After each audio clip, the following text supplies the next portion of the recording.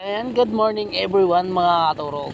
For today's video nga pala magluluto tayo ng liempo mga katurok na inihaw na may pipino. So ayun mga katurok, pag ganito mga katurok ginawa nyo sa liempo, napakasarap mga katurok pag ganitong liempo.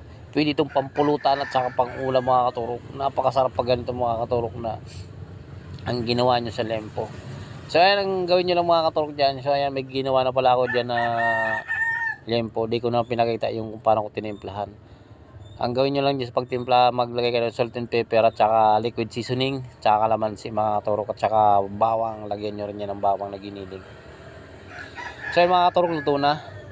Ang gawin na lang natin dyan, i-prepare natin yung mga gagamitin natin na mga sangkap.